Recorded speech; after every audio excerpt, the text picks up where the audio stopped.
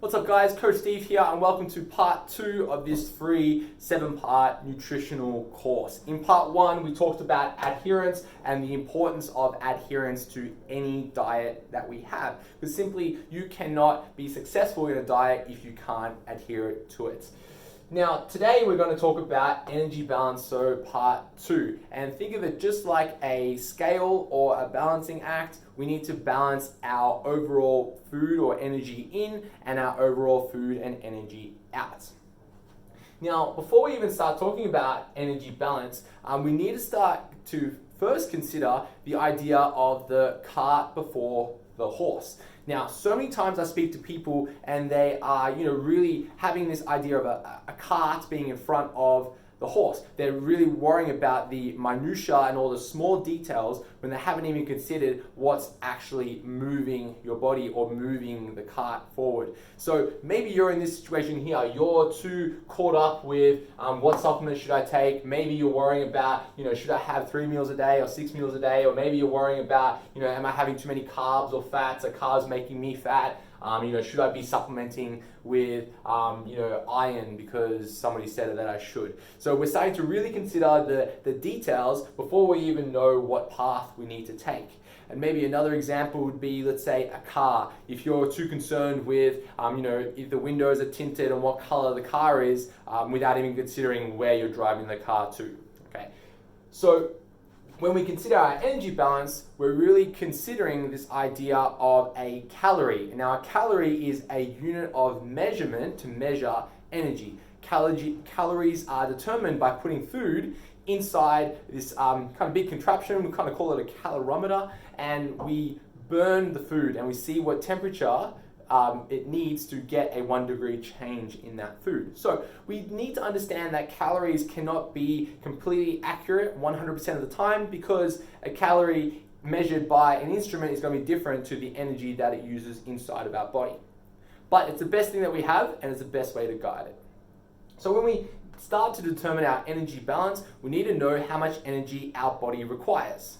So the few ways to do this, the best one is using a TDEE formula, a total daily energy expenditure formula. You can just Google a TDEE calculator.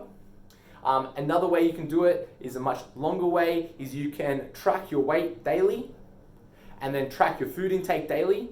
And then over the course of 2 weeks, you'll have a rough caloric intake and then a rough body measurement in terms of your scales. And then you can determine that if I'm eating 2,000 calories a day and my body weight is stable, that would be what we call a maintenance intake for food. So let's use an example of me. I'm about 100 kgs. So if I wanted to maintain my body weight, if I worked out my TDEE calculator, I may have something like 2,500 calories required to maintain my body weight of 100 kilos. The next question we need to ask is, if we wanted to balance our energy intake, what do we want to do? Do we want to lose weight or do we want to gain weight? So there are a lot of us who want to gain weight or gain size, and there's a lot of us who want to lose weight and losing body fat. So if this is what I worked out here to be my maintenance caloric intake, I can then, yes, either go down the path of increasing it or decreasing it. Now, as a rule or a general guideline, we want to be manipulating our calorie intake by about 500 calories. Now, you could probably see how this gets a slippery slope, because if you're, let's say, a female and you're 150 centimeters and 50 kilos in weight, and your intake is maybe 1,500 calories, you can't be eating 1,000 calories, because that's a very large percentage of your overall daily intake. So as a guide, we'd say about 500 calories or about 10%, either way, up or down. So here, if I wanted to gain weight, I would want to increase that by 10%. So 10% there would be 2,750, or decrease it would be 2,250. Okay, so we could see these changes here. Next would be to monitor my progress. So if I'm consuming this many calories, what effect is that having on my body compared to this many, right? If I wanted to gain or lower.